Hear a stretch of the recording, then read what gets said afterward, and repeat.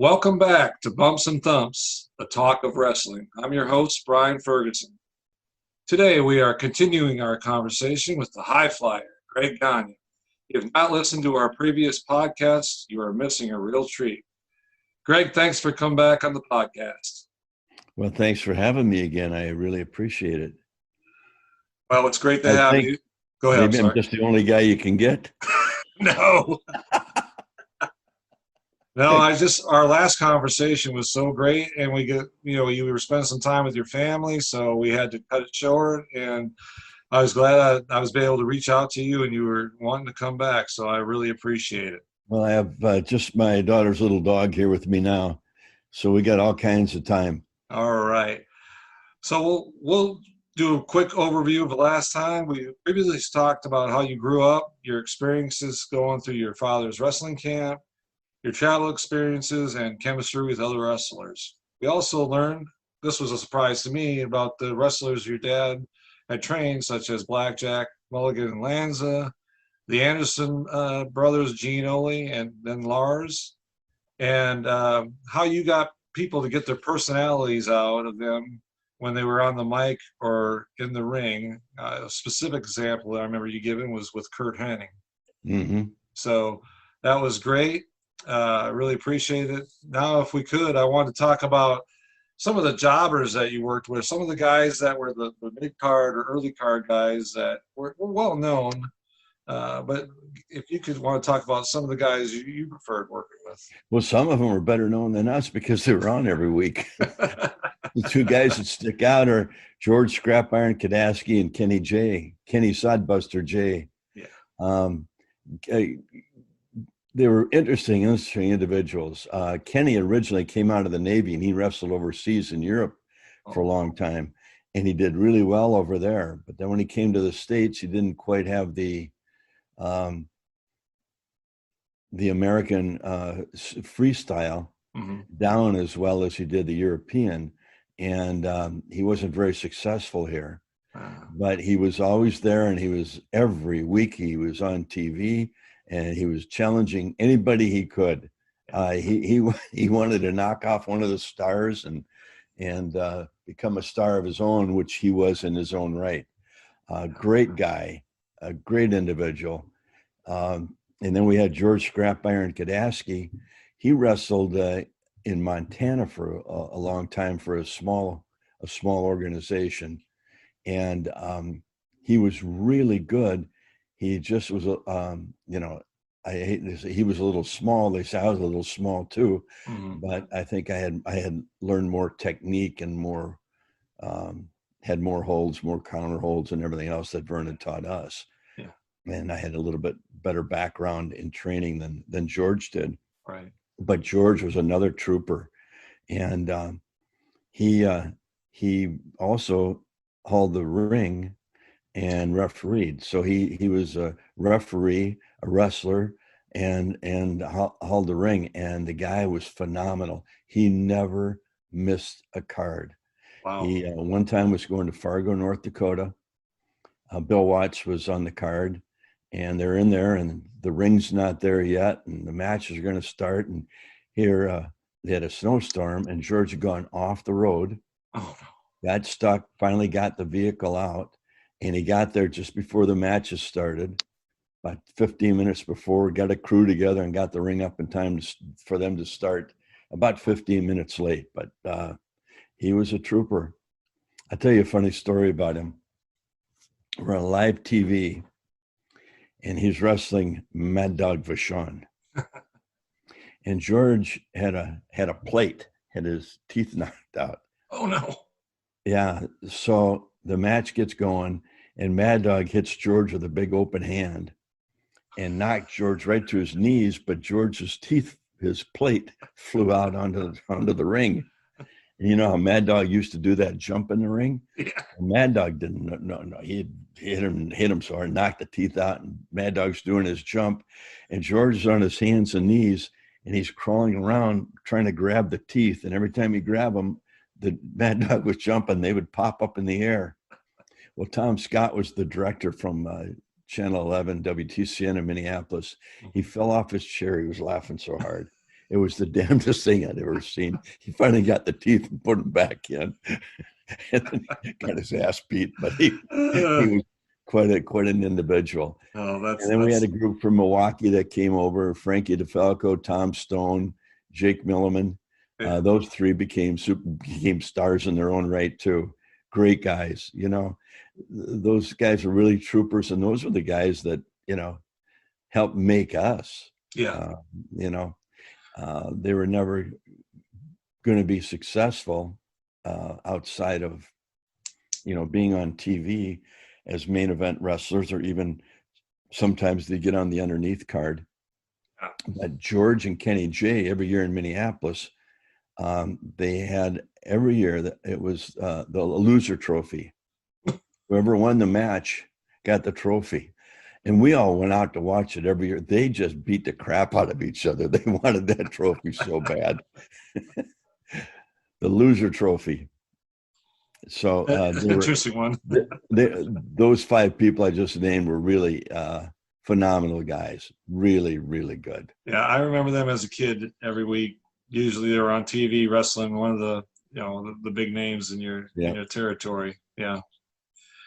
Okay, let's if we can talk about some of the upcoming talent you guys had in the 80s and late 80s. You know, we talk about the Destruction Crew, Wayne Bloom and Mike Enos.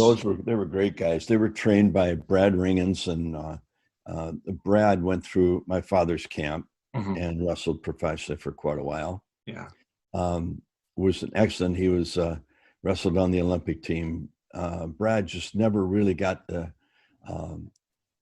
feel for the pro style, but was very, very, very instrumental and meant a lot to the AWA, because he helped. We were on the road and he trained a lot of people for us. And he was really good, and he ran the camp just the way Vern ran it. Bloom and Enos will tell you the way they went through it. The Nasty Boys went through it. Big Van Vader, he was a treat. Yeah. I met him in Denver, Colorado one night after one of the matches, him and his agent. Leon White was his real name, and he played football for the Los Angeles Rams and for the Colorado Buffaloes in college. Oh, wow.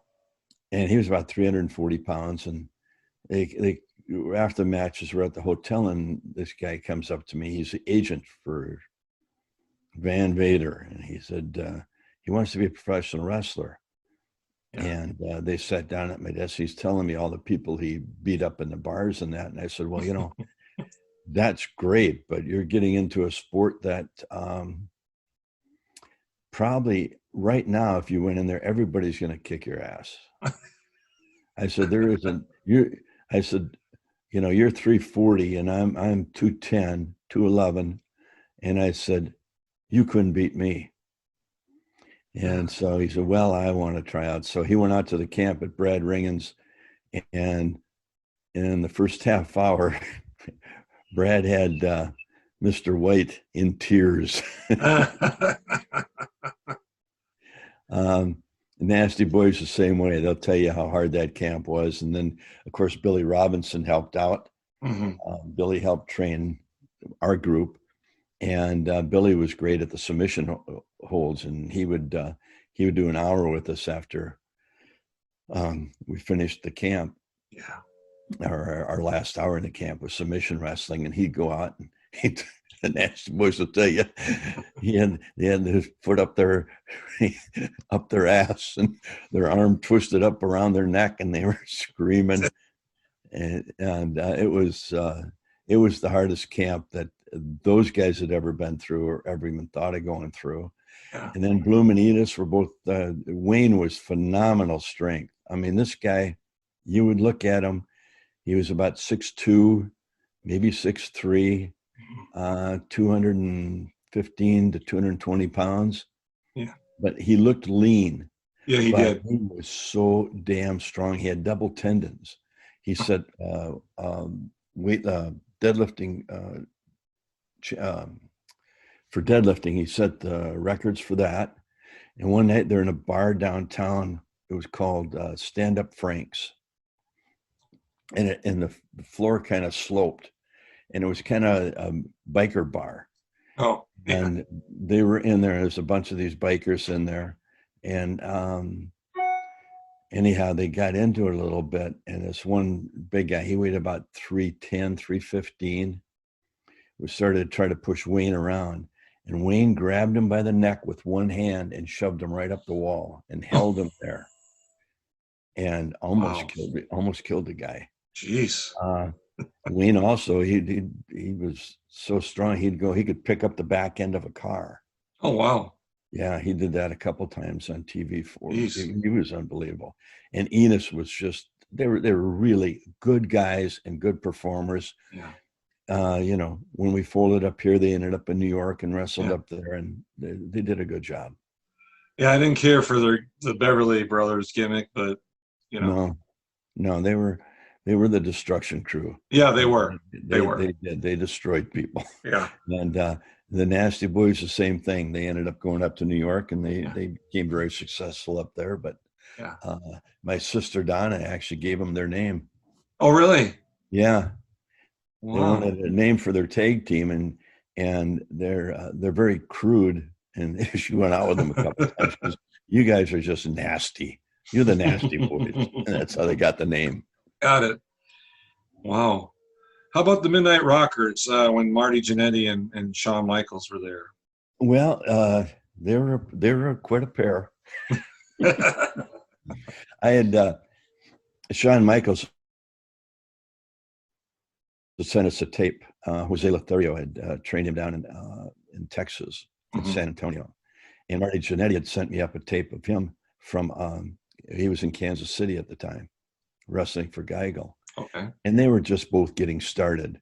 But they had a look, and I said, Jesus, you know, we're looking for a new young tag team. And I said, I think we can put these two guys together and they'll be pretty good. Yeah. Well, they needed some help and some work.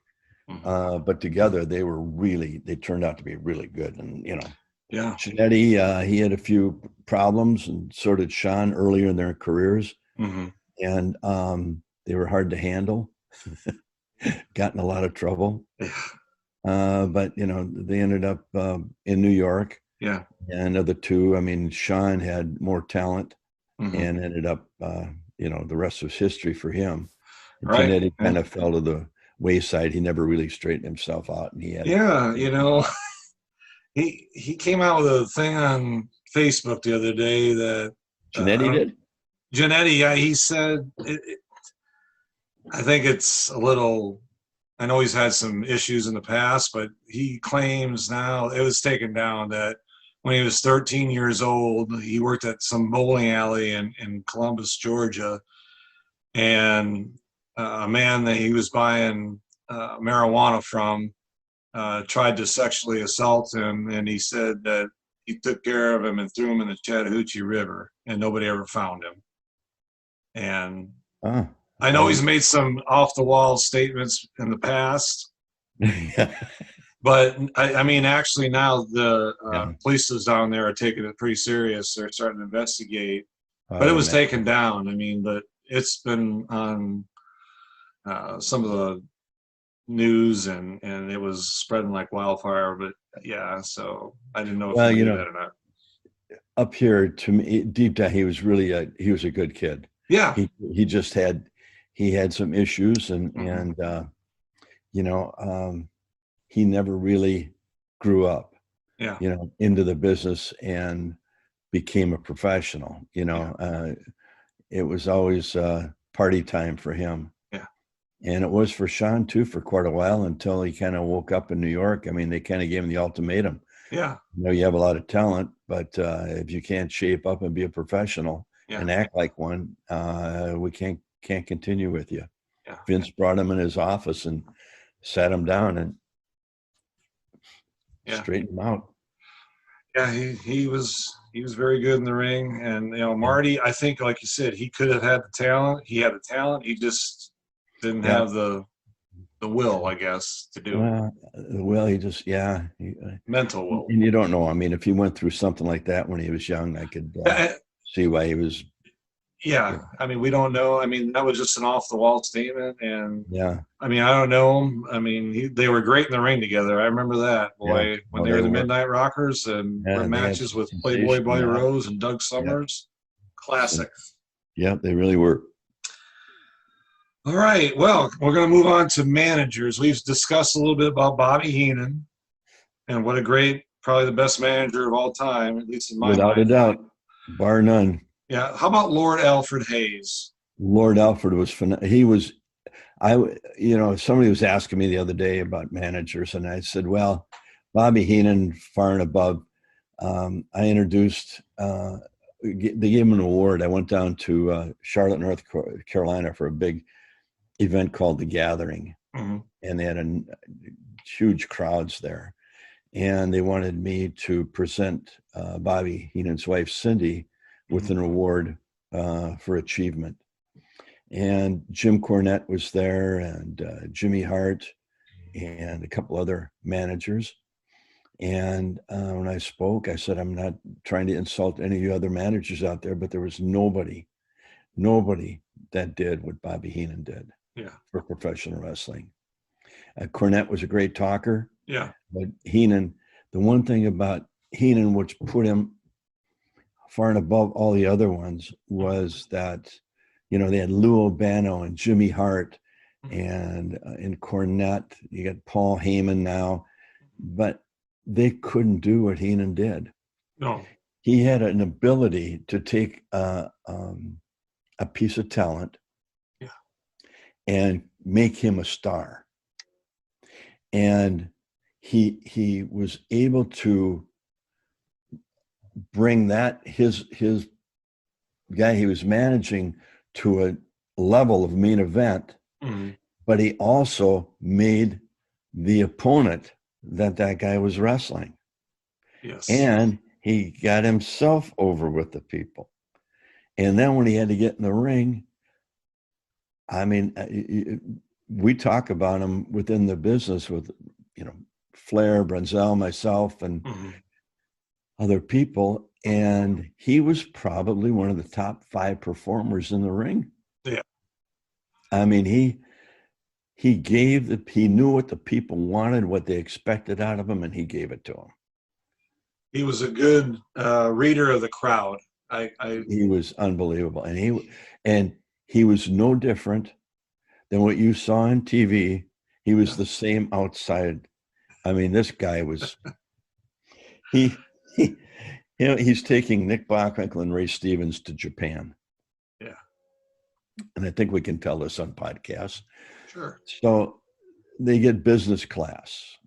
So what Bobby would do, they would get to the airport, and then Ray and Nick would put Bobby in a wheelchair and wheel him down to the gate.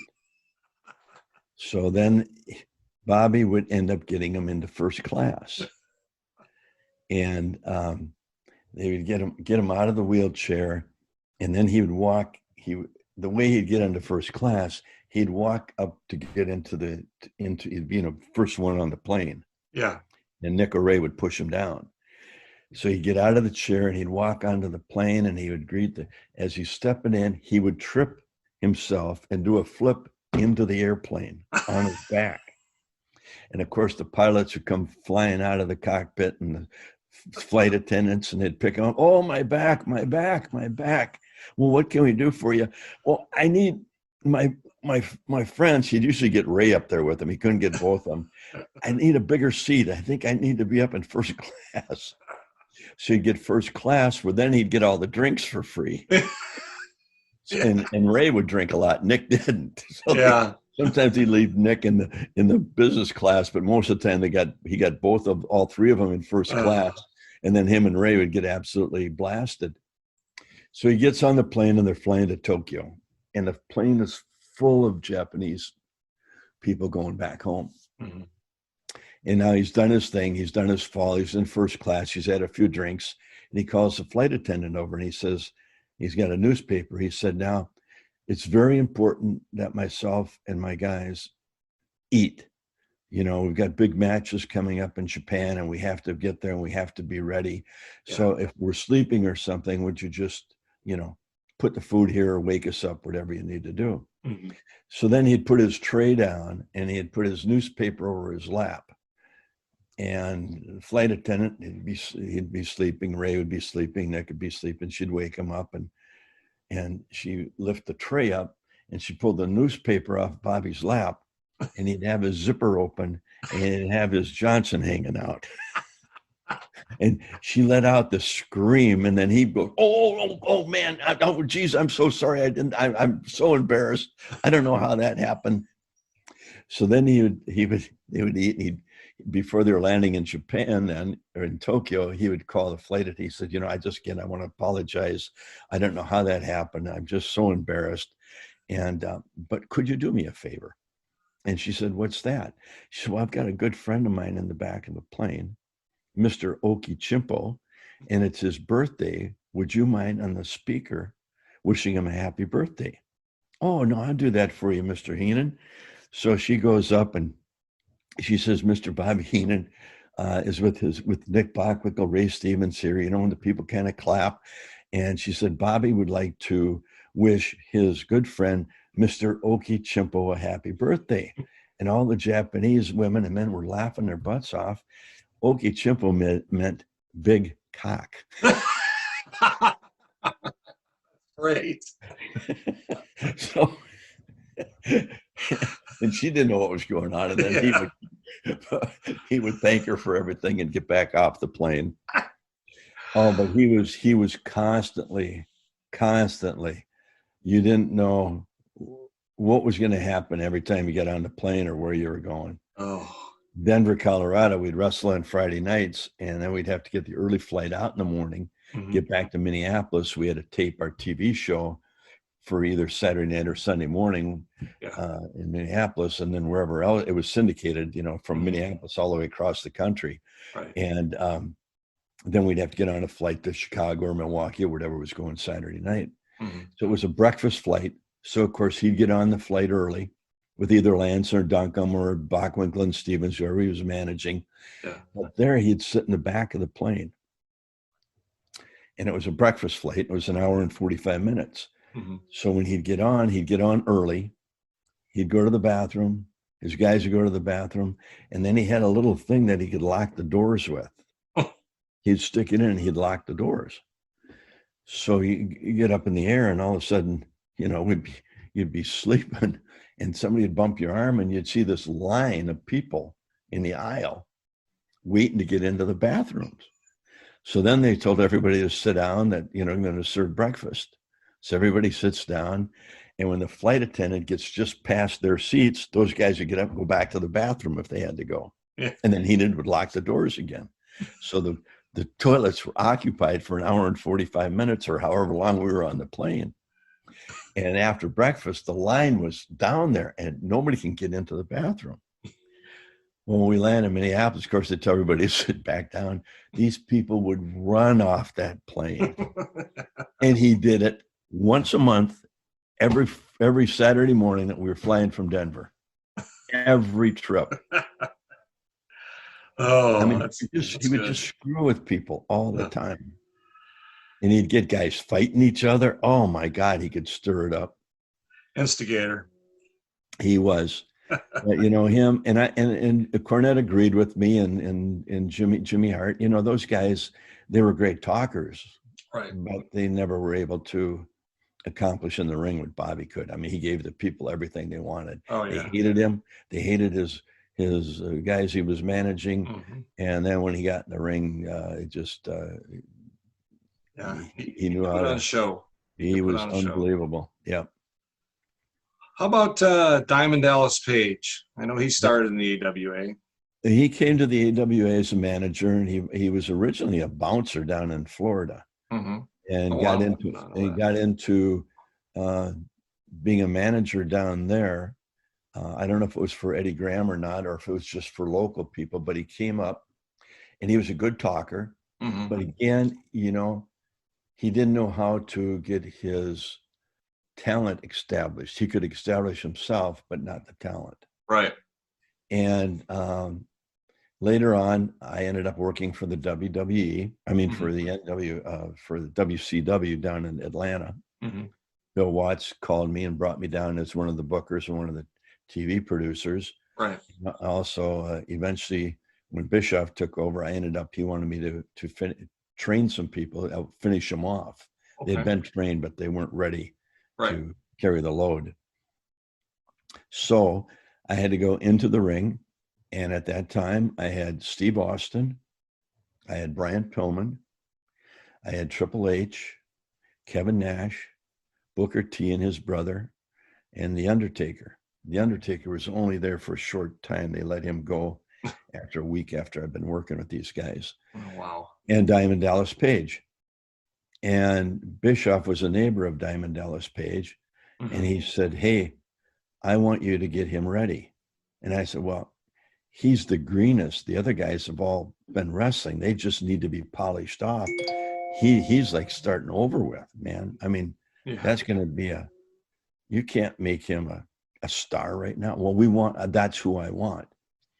So after working with these guys for a couple months, I came back and I said, okay, here's who you got.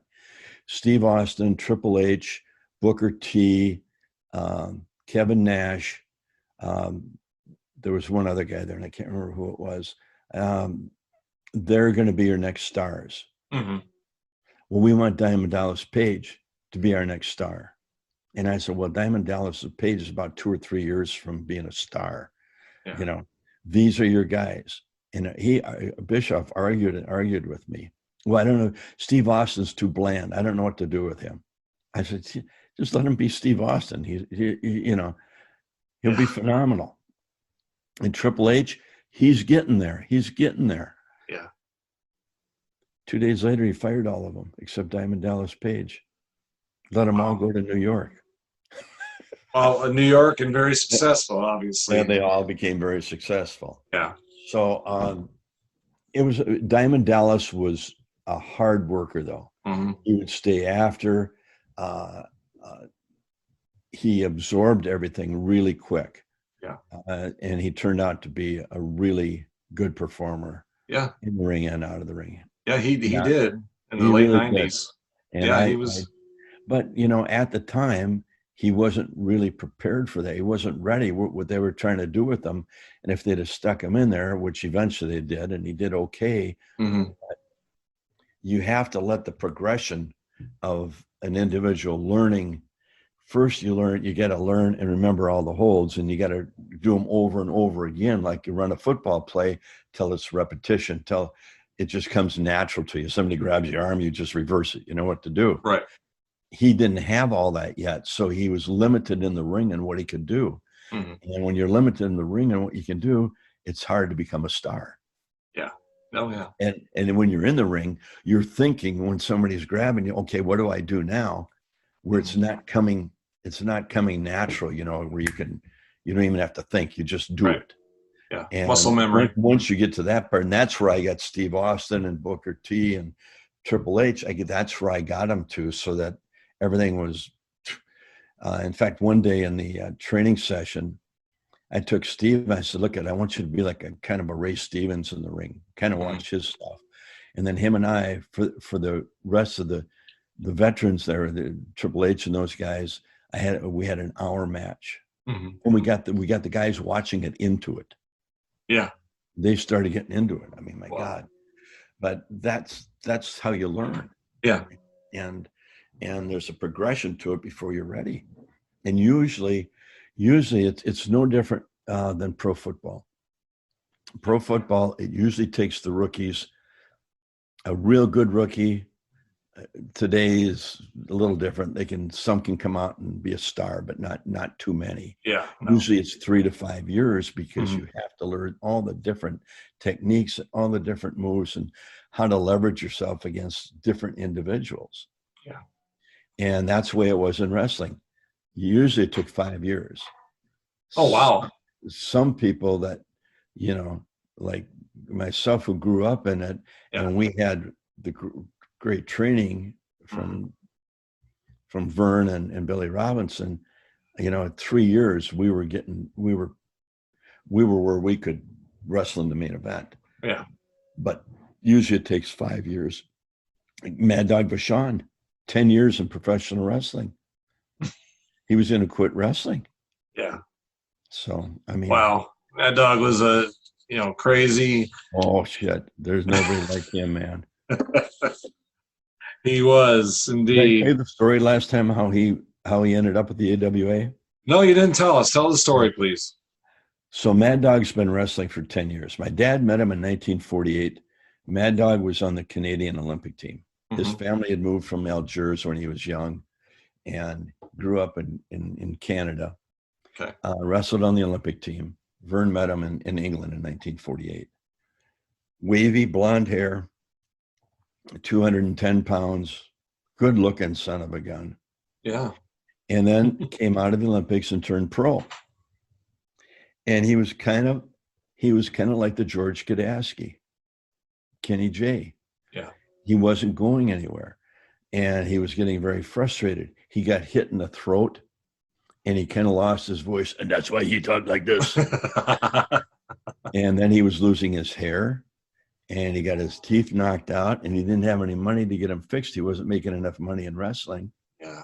So he was sent out to Don Owens out in Portland, Oregon. And Don wasn't getting anywhere with him.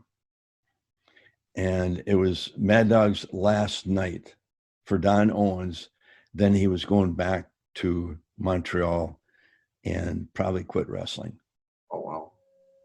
And so Don Owens sent him out in a match, second match on the card, some young guy. Mad Dog is now losing his freaking mind. He's lost his hair, his teeth, his voice. So he jumps in the ring. He fires this kid out of the ring onto the floor. He beats him with the chair, busts him open. He knocked 2 or 3 people in the front row out. The police tried to get him under control. He knocked 1 cop out. They get him back in the locker room and they're trying to handcuff him. And they told Don they're going to take him to jail. What should we do with him?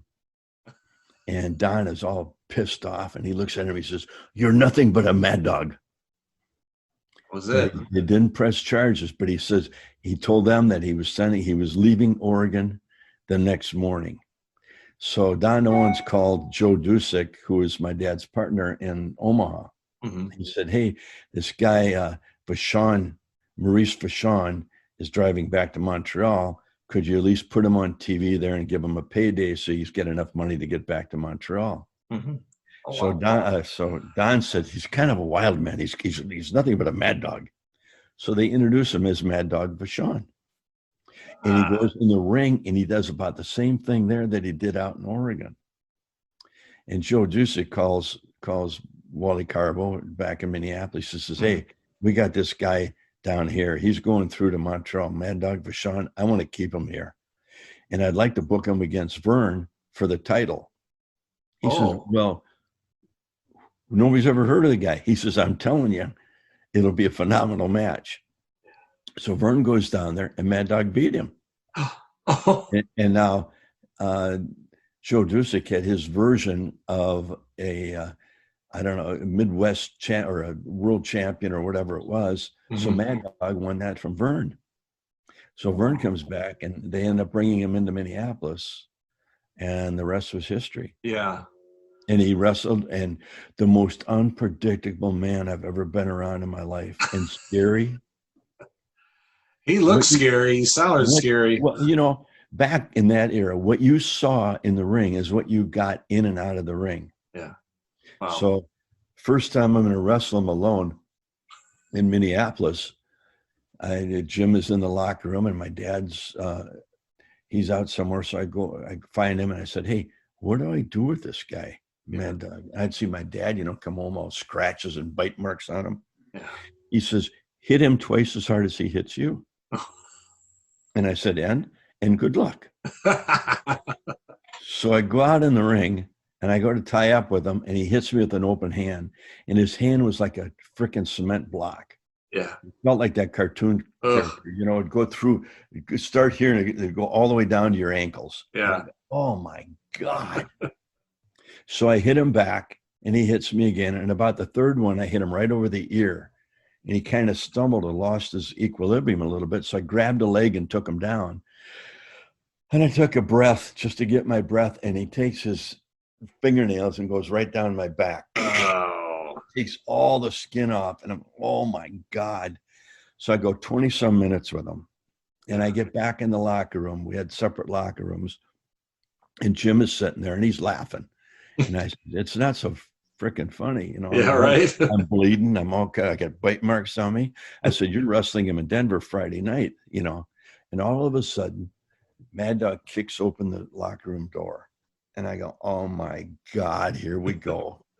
So I'm bent over and I grab a chair. I got it in my hand and I'm looking at him and he's staring at me. He's got that growl. And he reaches out with his hand. He goes, shakes my hand. He says, I respect you. And he turned and walked away. That's great. You know, now Brunson gets to Denver. Now he's scared shitless. Because he's got to wrestle him. Yeah. He says, what do I do with this guy?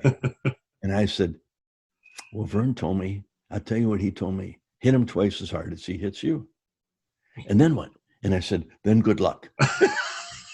So Jim gets in the ring with him. Oh, that's great. Story. He backs Jim into the turnbuckle and he hits Jim with that open hand. And Jim says, Jesus Christ, you can feel it down on your feet. I said, I know.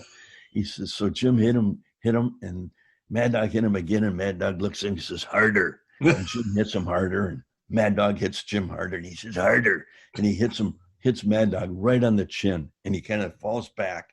And then he whacks Jim, scratches him, grabs him by the mouth with his finger, twirls him around and throws him out of the ring and onto the floor. Oh my gosh. Jim tells the story. I hit the floor and I'm going, oh my God. And I look up and I see the shadow. And all of a sudden it was Mad Dog jumping off the ring and both feet onto his stomach. He said, all the air went out of me.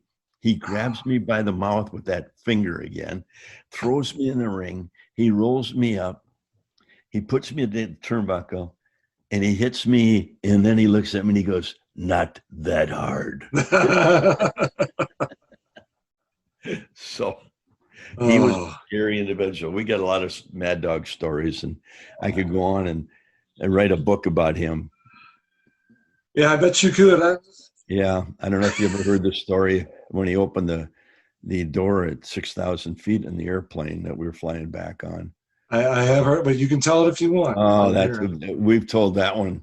Yeah. People can see that one. Yeah. And it's classic. It takes about 15 minutes to tell it, but it's all true. That's great. Yeah.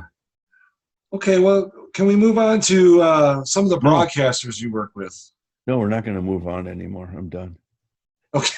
No, I'm kidding. Okay. I was like, okay. The greatest announcer of all time was Marty O'Neill. Yeah. Unbelievable. He never got shook up. There's some story I probably can't, probably aren't appropriate to tell, but we're on, it was live TV back then. Mm-hmm. And Heenan was always trying to bust up the announcer to get him to break up. So Bockwinkel's wrestling Vern. Mm-hmm. And Marty's interviewing him. He says, now, Nick, you've been in Japan, and I understand you've got a new hold. And Heenan says, yes, it's a new hold. It's the Singapore sleeper. And Marty's, well, what's the Singapore sleeper? It's more deadly than Gagne's sleeper hold. Nick has got it down. And then Nick started talking and doing it. Heenan's got a magazine and he's turning it from page to page.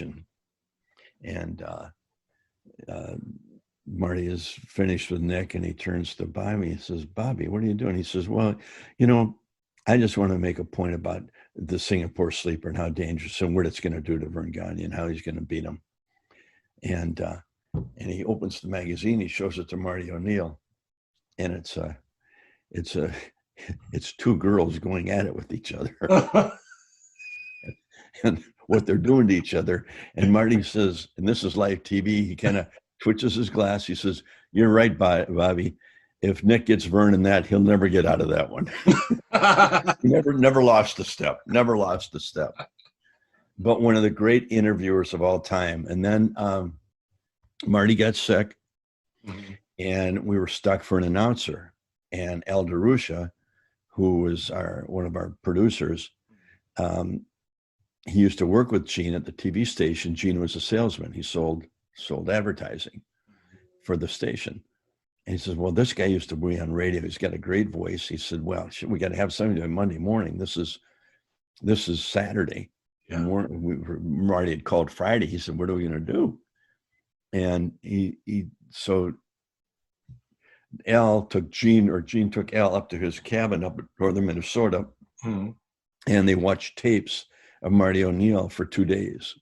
Oh, wow. Gene came back Monday morning to do interviews, and our interviews started at 9 in the morning. Usually went till 6 at night because we had to do interviews for every market. Yeah. The TV show was taped in Minneapolis, and then they left 2 minutes for interviews, 5 segments. So we had to do them for every city, for Denver, San Francisco, Salt Lake, Milwaukee, Chicago. So it was a long day of interviews. And Gene got there Monday morning at 9 o'clock, and he never missed a beat. He was the second Marty O'Neill. And, eventually became his own personality, and a very strong personality. And then we had Ron Krongart. He had the greatest voice, and he did college football at Minnesota, and he really knew how to deliver it.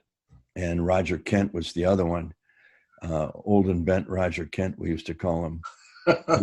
He was always bitching and complaining about something. He had a great voice. Great voice. So we're doing live TV for ESPN, first live show they're doing.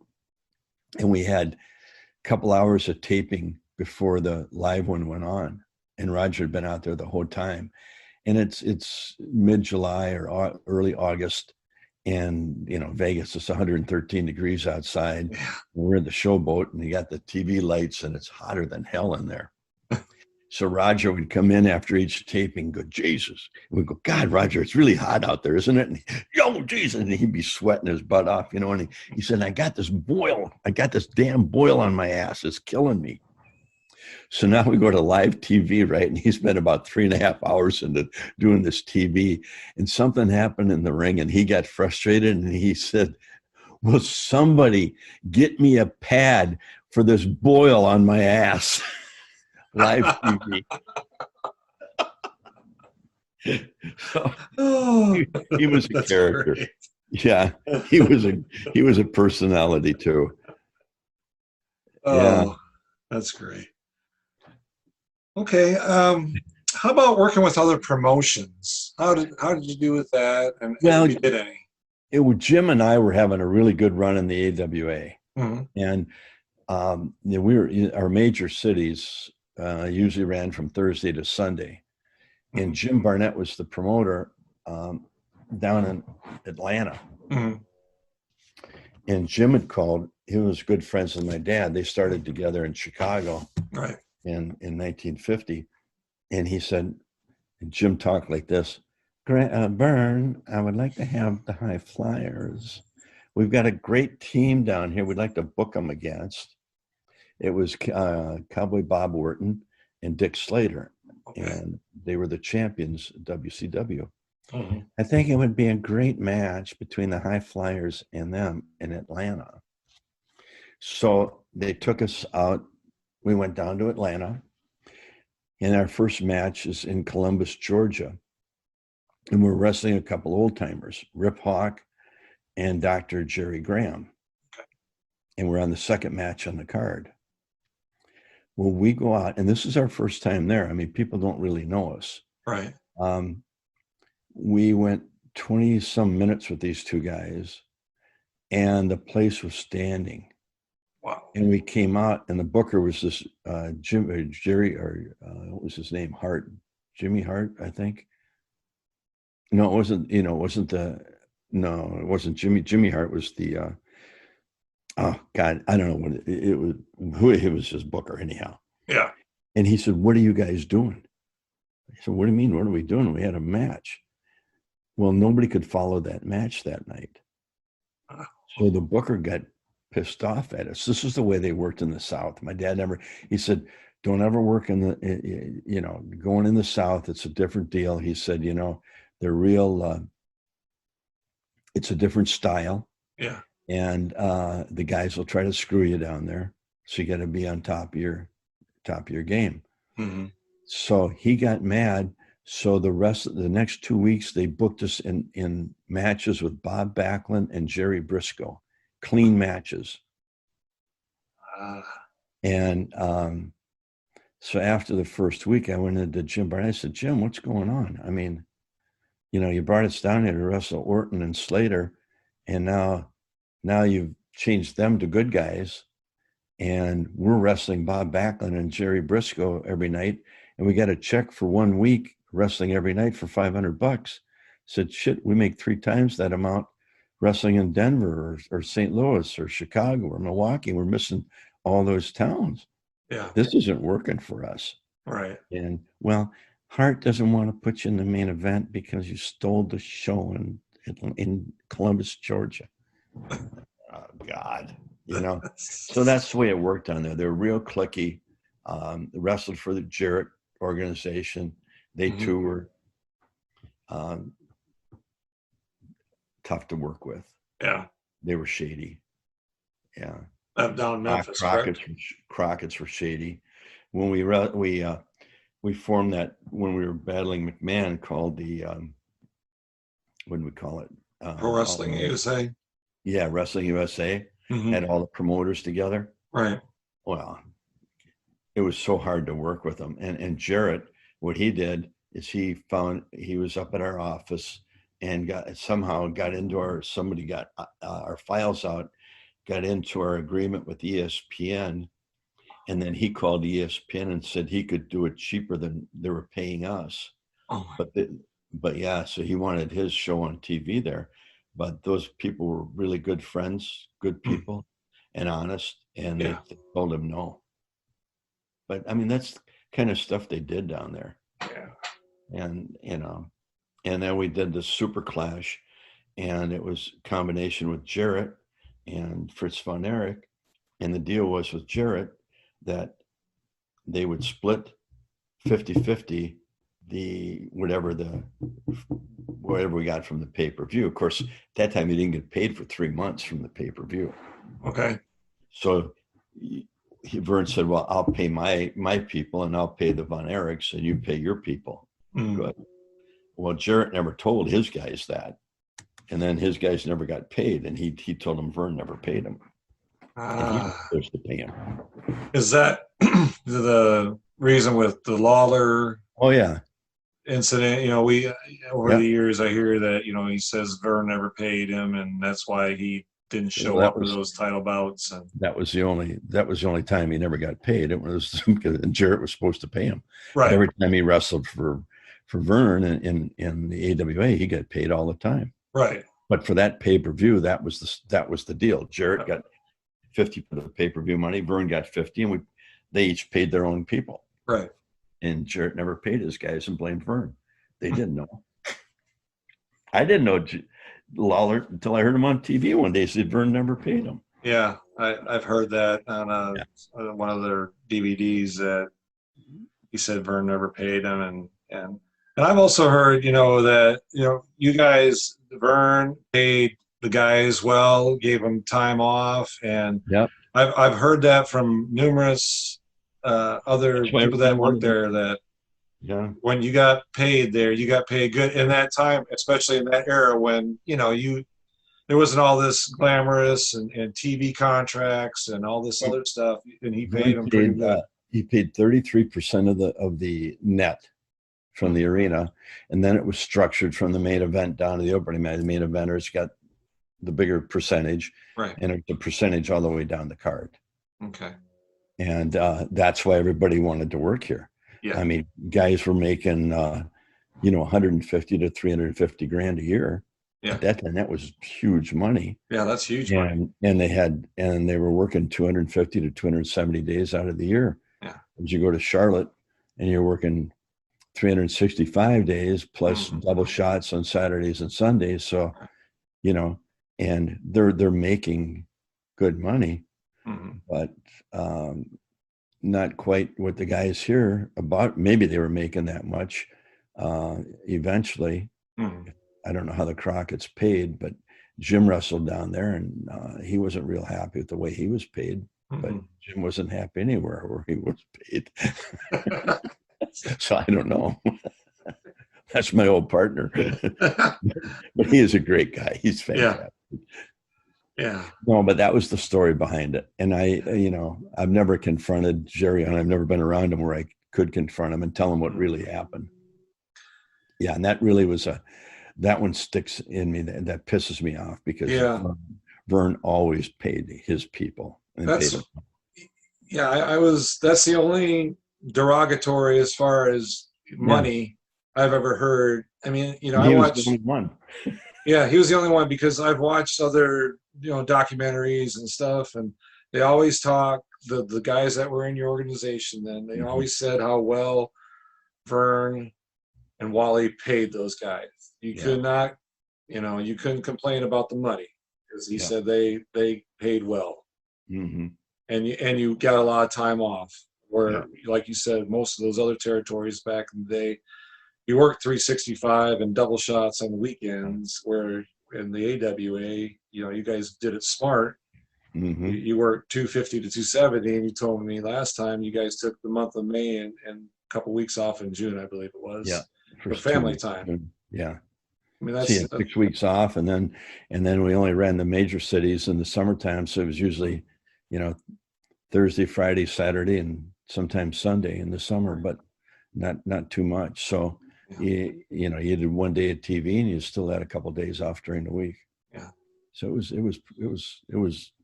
was well run, and better than, and I wrestled for New York a couple of times. I wrestled in the Garden. Yeah. How was that? It was interesting, and it was funny because the talent in New York, if they would send them to Vern, their main event guys, most of them never made it past the third match on the card. Yeah. They just didn't, because it was a different style. Yeah. I mean, up there it was big guys, all cartoon characters, or they wanted a character. Now I shouldn't call them cartoon characters, but they were characters. Yeah. And so they sent me out. Vince Senior, I had a match in the Garden, second match on the card, and it was a one of their guys that wrestled on TV, and we wrestled about 12 or 14 minutes. And I came out of the ring, and Vince Senior came up to me and he said, "What in the world did you do out there?" I said, "I wrestled." "What do you mean?" "You tore the place down. We had the people standing." Yeah. And his guys had a tough time after that. And I said, it's a different philosophy. Vern was a wrestler, and you had to be able to wrestle in the ring. Yeah. Up there, their perception is the same as today. It's just a show. Yeah. And look what they've done to it. I mean, it's a lot different. I think they're stuck right now. I don't know where they're going with what they've got, but I'm not seeing any very few personalities that I see on there that I would pay money to see. I like I said last time, Greg, I have not watched. I used to get the WWE Network until last January. And the only reason why I quit getting it was because it's really hard. I don't know if you've ever had it, but it's really hard to navigate through it to find classic AWA matches, right? They have a little icon for it, but you have to really search for it. And it got really frustrating. They don't want you to watch that. Yeah, I agree. And they have some of those, a few of your TV tapings from ESPN, but they don't have, like, Super Clash 1 was a great card. We didn't tape a lot of that. I mean, that stuff was but we didn't tape a lot of it, but they don't want to show that stuff. Right. I mean, they bought everybody out, basically. Right. Bought everybody's library. And then they keep it on the shelf, and they use it periodically when they need it. But I watched it again the other night, and I was telling a friend of mine, I said, it's hard to watch. I can't get into there's no personalities. I said, you've got who's their champion? The kid from Scotland. Drew McIntyre. Drew, Orton. Yep. Ziggler, Dolph. Ziggler, you know, but he's used up. He's been there so long. Yep. Braun Strowman, I like. Kevin Owens, I like. I like Kevin Owens. That's good. But other than that, yeah, I have a really tough time with it. And you're not developing the guys like the Steve Austins, the Triple H's, the Shawn Michaels, the Undertaker. You don't have anybody that really stands out. But see, he took all those great personalities he stole from all the territories, the Roddy Pipers. You know, he took the cream of the crop. Yeah, he did. From everybody. And those guys, they grew up in the business. They had to let their own personality come out. And those were their personalities. Now they're trying to create personalities. And actually, to me, the girls are having better matches than the guys. I was thinking the same thing, that the women wrestlers, they are, and I will say that women's wrestling, especially in the last 4 or 5 years, is really they're gone up. It really has. And they perform well. They're great on the mic. They've come a long ways, and I think they are doing really well. And like you, I don't even hardly watch it anymore. I just can't. It's not just because the fans aren't there. I mean, it's just so scripted and so. It is. And the WWE isn't as, they're not as bad as the AEW. Have you watched that? I have. It's so bad. Cody Rhodes, I helped train him, finish him off when he was down in Louisville. And he can wrestle, but nobody else. They get these guys that are, I don't know, backyard wrestlers or something. They're doing all these flips and flops. How about the guy that wrestles with his freaking hands in his pockets? Oh, Orange Cassidy. Yeah. Well, how in the world? They're telling the people this is strictly entertainment, but to me, that's not even entertaining. Yeah. You can only watch that for so long. Yeah. People, no matter what you think of wrestling, they want a contest. Yep. They want to see a contest. And it's your job to go out and give them one. Yeah. They don't do a contest anymore. Today, it's a live video game. Yeah. I will agree with that. They just have not. And all the guys look the same. They got tattoos. They got long hair.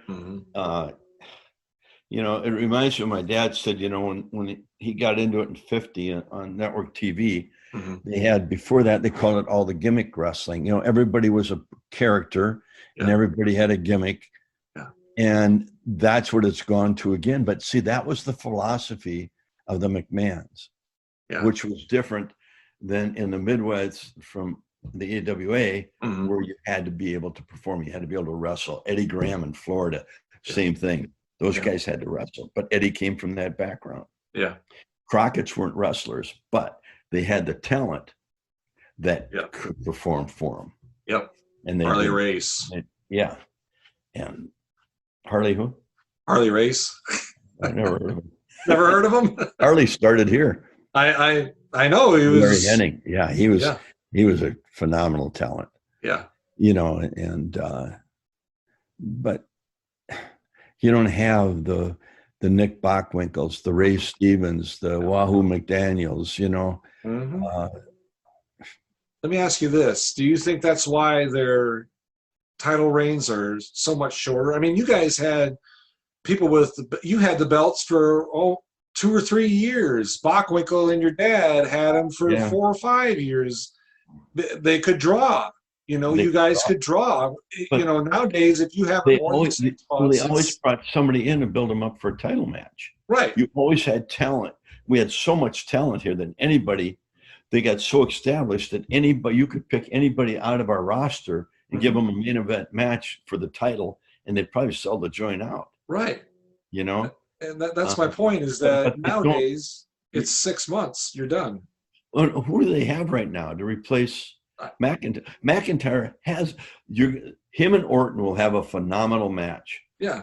I mean, Orton is old school, and but Orton's been champion for, he's been around so much that, he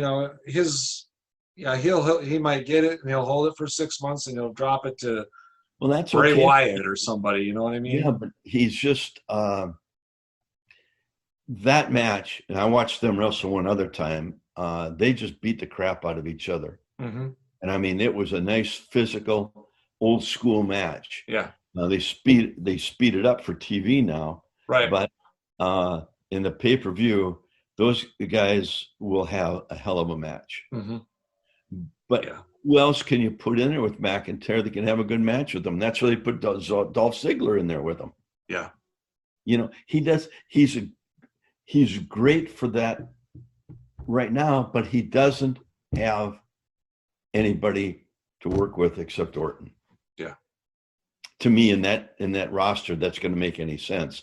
He goes to Braun Strowman. It can't be a long match because Braun can't carry a long match. Right. But McIntyre and Orton should have a 20 to 30 minute match. Yeah. And they probably won't, but they should. Yeah. Yeah, they don't do those 60-minute Iron Man matches anymore. I haven't seen one of those in over 20 years. Probably the last one I can really remember was Bret Hart and Shawn Michaels in WrestleMania. What was it, 12? Yeah. Well, the reason is JD Power does surveys all the time. Mm-hmm. And the attention span for somebody watching TV is 8 seconds. That's before they'll click the channel. Yeah. So that's why newscasts, when you hear a newscast, they give a little bleat. Here was Billy Lyons out there the other day. He got hit by a car and killed, and then they go on to the next thing is, but on the other hand, then we got this going on. And it's like, God. Yeah. It's but with all these channels and everything, that they'll switch the channels. That's why, they got to keep the pace of that wrestling going all the time. Yeah. But I still think I still believe that you could take an old school wrestler, 2 old school wrestlers, mm-hmm. if they're in their prime, and go in there, and in a pay-per-view, if they gave you 20 to 30 minutes to have a match, it'll be slow at first, but it'll build those people. You have to know how to build them to that biggest, and then they get into your personality. Yeah. They used to get into you because they wanted you to win. Yeah. Yeah. They either liked you or they hated you. Yeah. One of the two. And if they liked you, they were like this, when you're getting shit and crap. Come on. Yeah. They're emotionally into that individual. Yeah. Now, the crowd is just there to be entertained. Mm-hmm. And you can only entertain them so long with the crap that they're doing. How many ladder matches can you have? How many, it used to be once a year you'd have a match, and now they're having them 3, 4, 5, 6 times a year. Yeah. It burns out. It burns out. It's not an event anymore. Yeah. No, I agree. It's I get off on tangents. I'm sorry. No, you're okay. No, this is why we're here, and I appreciate you doing this for us. I really do. Let me ask you this: have you ever thought about, and I don't know if you ever have, bringing back something with the AWA or no? No, it's just it's too hard. I mean, you have to have a TV contract. You have to have a lot of money behind you. Yeah. I mean, Cody Rhodes got that AEW going, but he's got the Jacksonville football NFL owner Jay Wellers, behind it, who's got millions and millions of dollars to put into it. Yeah. And that's what you need today. It's outrageous what they're paying some of these wrestlers right now who, back in our day, they couldn't carry your jockstrap into the ring. They're making $3 million. My next question, actually, I was going to roll into that. So not during the jockstrap, but, you guys, you said got paid by the gate. And so and you took a handshake. So nowadays, I mean, you worked in the '90s with in the early 2000s with WWE and WCW. How do they do it now versus then? They As sign far them to as paying? contracts. It's just like a NFL football team. Mm-hmm. I don't know exactly. They'll give them a base salary, Mm-hmm. and then they'll give them a percentage of where they are in the card in the pay-per-view. Okay. I don't know if they all get that, but I know that like the guys that were coming out when I was training guys in Louisville and Atlanta, Mm-hmm. they got a contract for maybe 50 grand, but they had to pay their expenses on the road. Okay. That's what I was going to ask you. So, Yeah. I mean, we used to have to do that too, but yeah. at 50 grand today, I mean, not all those guys can fly Mm-hmm. to an event. That's why they do the TVs, one night in Green Bay, the next night in Milwaukee. Mm-hmm. The young guys drive up to those. Right. And I know that some of the bigger talent, Undertaker, I know Triple H, I guess Randy Orton, maybe a couple other guys, they lease those big buses, Yes. motorhome type deals. I heard that.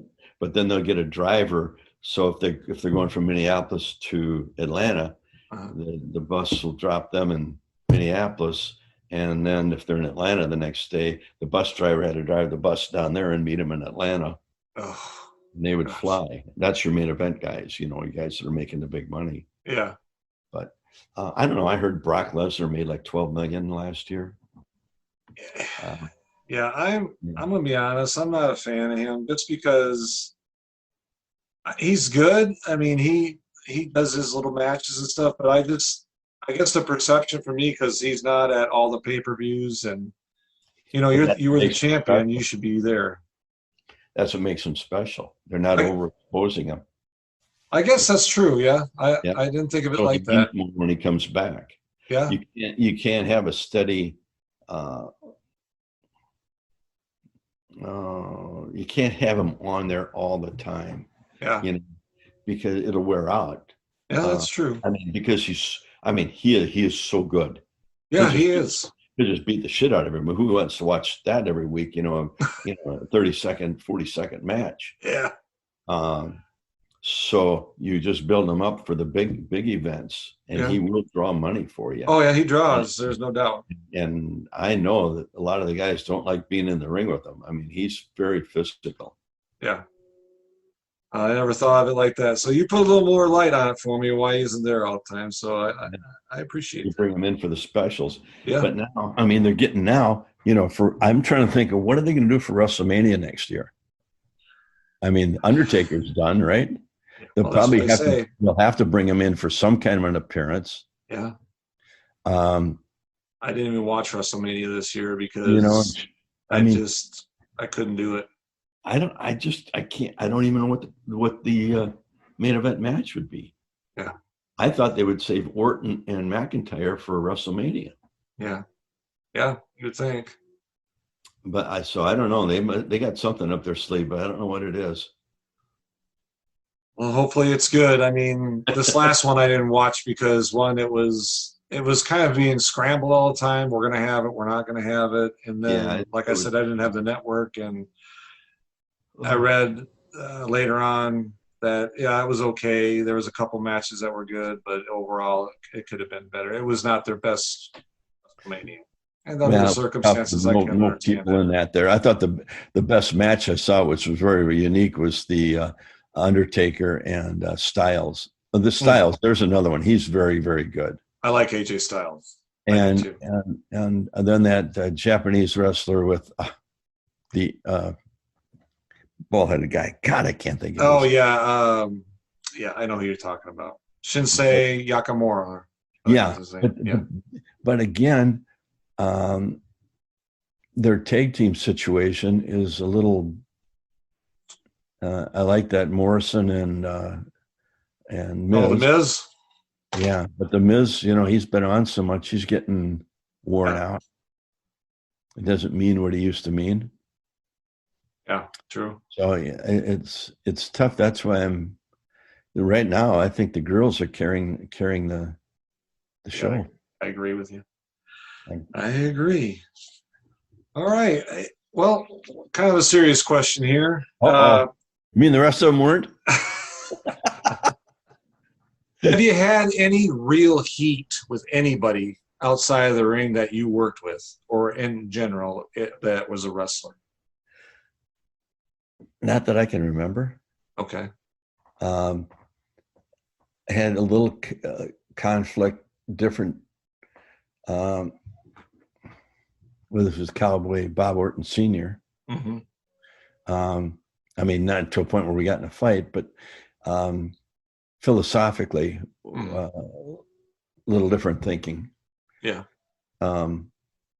So we had good matches.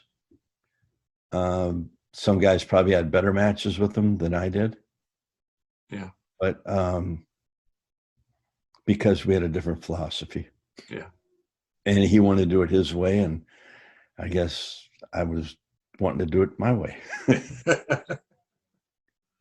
So we clashed a little bit, but otherwise I never had any problem with anybody. And well, that's good to hear. Love the maybe there was somebody out there, but well, you know, I mean, I thought about that. You sent me that question, and I'm just trying to think. I'm sure there was somebody, but I can't remember who it might have been. Well, I mean, if you didn't, I mean, if you can't think of somebody off the top of your head, then obviously there's been, I mean, because usually when you ask somebody that question, they can name somebody pretty quick and say, yeah, it was so and so, and this is why. But we're good buddies now, but back then we had whatever. So, okay. So when you were in the AWA, you know, your dad and Wally Carbo run it. So I know you talked about before being a ref. Was there any other roles you did in there as far as maybe booking or something like that? Eventually, well, you know, I started out driving the ring and refereeing. Right. Then I wrestled. Mm-hmm. And then I helped overseeing the TV interviews, making sure everything was, you know, for every different city that we had to do an interview for, and update on what happened on the last card. So refresh everybody's memory so they would know, you know, what they were talking about and who they were going against. Help some guys with their interviews. Okay. Then we did the booking. Yeah. I was usually responsible for all the arenas settling up with the promoters. Okay. You know, I had to report back, you know, what the gate was. And of course, I did find one guy in Winnipeg that was stealing from us. Oh. And I kept going back. I said, you know, they told me the gate was smaller than the last one, and I know we had more people in there. Yeah. You know, and then Vernon and Wally get mad at me. Well, you prove it then. So I went in and found out that for one card, the promoter had given away 2,500 free tickets. Oh my gosh. They weren't actually free. He had a little office in another building. He was selling those tickets on his own. Yeah. Wow. And reporting them as freebies. That's a lot of tickets to be free. So when we finally cornered him, we wrestled in Winnipeg. Mm-hmm. He took all the money from the gate that night and took off and left for Vancouver. We never found him again. So that was one night that we all got paid very little. Yeah. For a big card. Big card. Yeah. That's where you won your first tag team titles, right? In Winnipeg? It was against Lance and Duncombe, yeah. Yep. Winnipeg. I watched that match the other night on YouTube. Oh, did you? Yeah, great match. Was it? Great match. I never had a bad one. Well, I know, but that was a great match. That was big bad. I mean, those two guys were huge. Oh yeah. One, I mean, in size. And well, they were. Oh, Duncombe. I mean, I'll tell you what, that freaking Duncombe. Yeah. And he played football for the St. Louis Cardinals. Mm-hmm. And first time we wrestled him, he came off those ropes and he hit you with a tackle. I've never been hit so hard in my life. So, and he was full blast for 15 minutes. Yeah. You had to stay in the ring with him for 15 minutes. If you got past the 15-minute mark, he was done.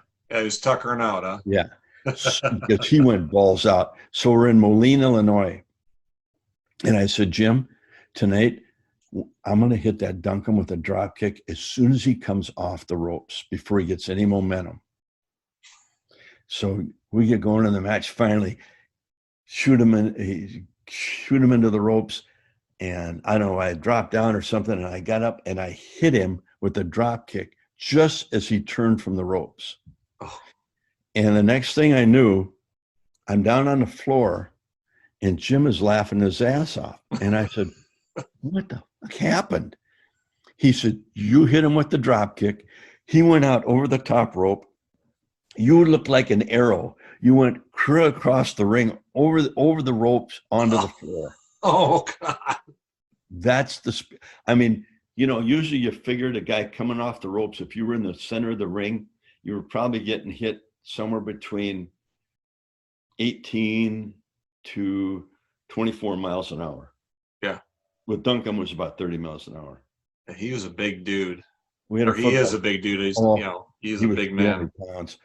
And then Lanza was big, and he was lanky, and he was very good. Yeah. But I remember we had Bob Lurtzema. He played football for the Minnesota Vikings, and he was a defensive tackle. And he refereed a match one night in Minneapolis.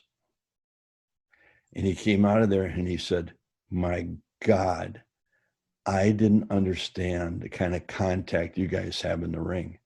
Yeah. You don't have any pads on. He said, that was unbelievable.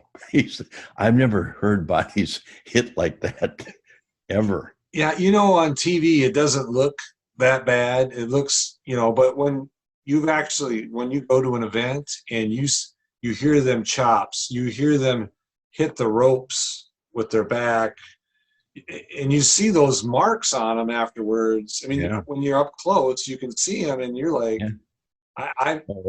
it's physical. Yeah. I mean, even today they're doing such goofy shit. I mean, they're flying all over with all these flips and flops. Yeah. But it is a very physical sport. Yeah. In the ring, the contact, you have to learn how to, like if you shoot a guy off in the ropes, you want to come in and meet him before he gets that momentum coming off the ropes. You want to catch him when he's like one step off of it. Yeah. If you're sitting in the middle, man, he's going to knock you into the third row. Yeah.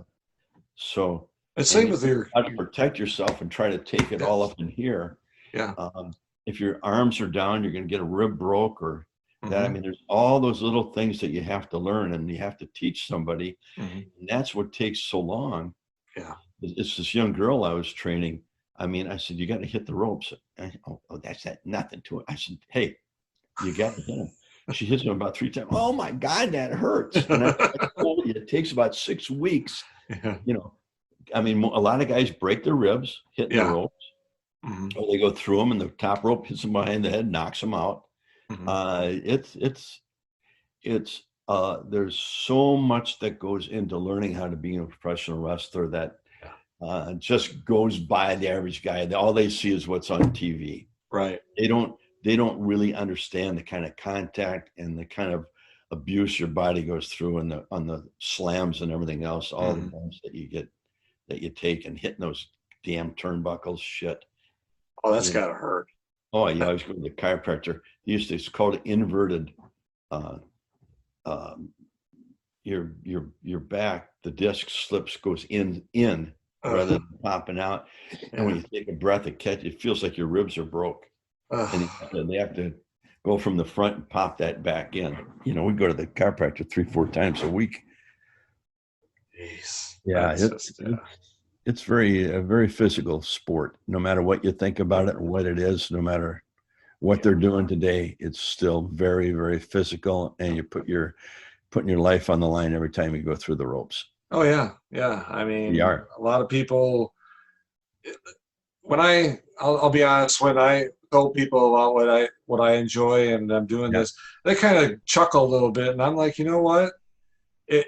you ever been to one, or you watch those guys and they take a beating. It ain't Well, all sunflowers and no, roses in there. They work, and you got to be physically fit. You got to be. They do a lot of cardio. They do a lot of training. And I said, well, one wrong move that could be it. You could snap a bone yeah, or it is. anything. It takes like we did 6 hours a day, 6 days a week to harden your body up. And I mean, like I told you, we didn't know how hard we were until after we physically got into it with somebody that wasn't in the ring with us. Right. And all of a sudden now, holy shit, I can control anybody. Yeah. And, and somebody won now. I don't really get any bar fights now, but I was in quite a few when I was younger. So, you train wrestlers, and so is there the training as far as, I know your dad's camp was well-known, vigorous, Yeah. but when you get to these, have you ever seen any other camps that are? I have, and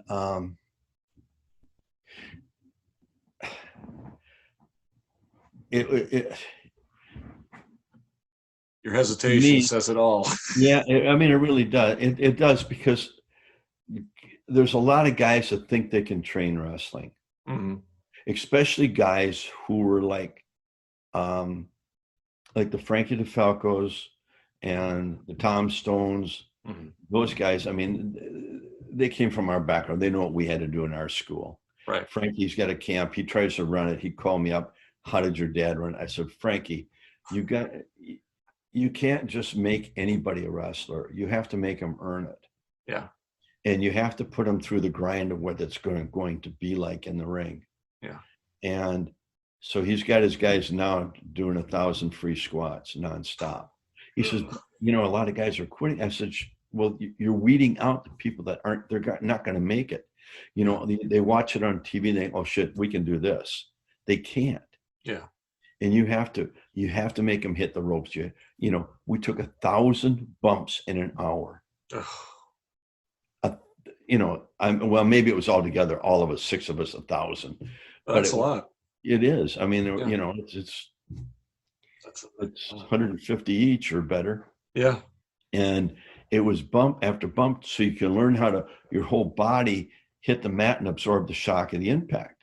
Yeah. But then when you get somebody throwing you, I mean, I watched Mad Dog Shawn break a young kid's neck. Oh, gosh. Well, the kid didn't know what he was doing. He wasn't trained properly. Yeah. Yeah. You have to learn, once a guy has you, okay, how do I protect myself? Yeah. If I'm going to get slammed, I'm going to get my hand into his upper hip and I'm going to push myself and arch my back. Yeah. That way he can't control me. But if I'm in just a bundle, he can throw me straight down on my shoulder, on my neck. That way, when he throws me, I'm controlling the bump.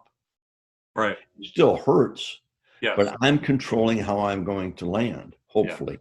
They're going to try to throw me in a different direction. Right.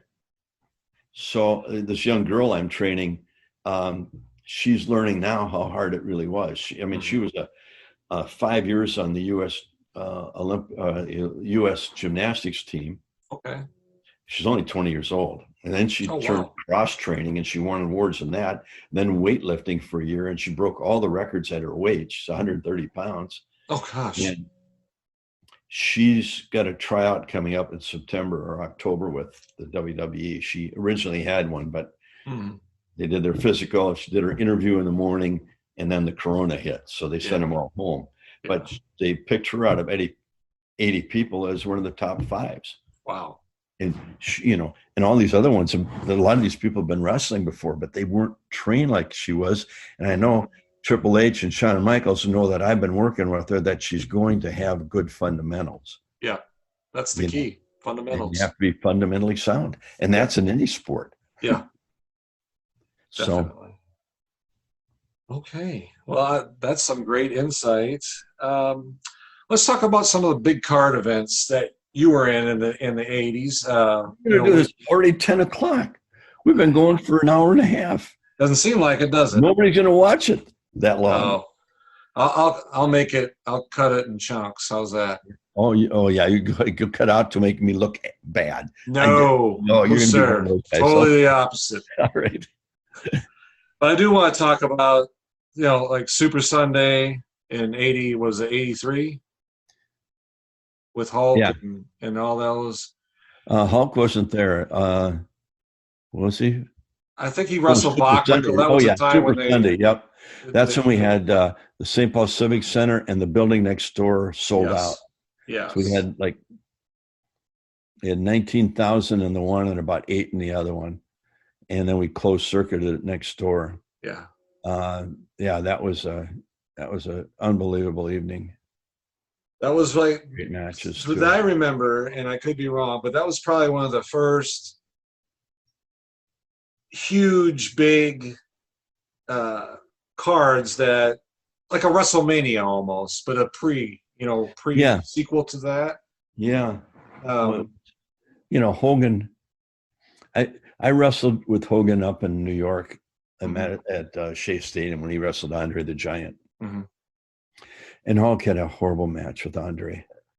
And I went out afterwards with Pat Patterson, Ricky Steamboat, and his partner, and came back to the hotel, and there was Hulk sitting down at the end of the hall in front of his door, almost in tears. Mm-hmm. I said, "What's the matter, big man? I can't make it in wrestling." And I said, "Well, you have a lot of potential, but you need some work." Yeah. I said, I went over, how he was trained. We trained down with Eddie Graham, but I don't think he went through the camp completely. And then he wrestled for Jarrett. Mm-hmm. They didn't know what to do with him. They sent him to New York because New York wanted a big guy. Mm-hmm. And he was trying to be a bad guy. Right. And I talked to him, and then I said, you've got a lot of potential, man, but you need some work. Why don't you come to the AWA where you're going to get some help? Yeah.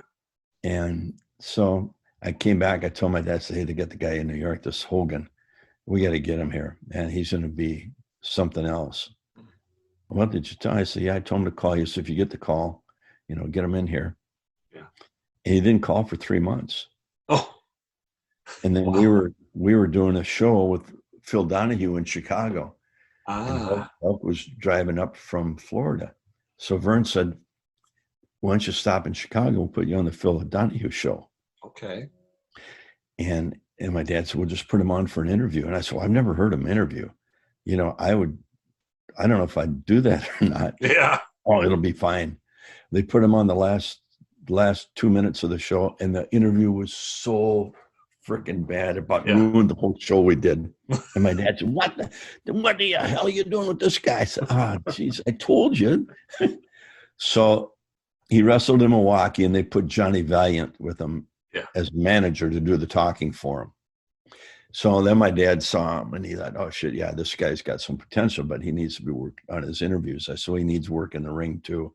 Yeah. And I said, "But he needs to be a good guy." I mean, he's really, deep down, he's a good guy.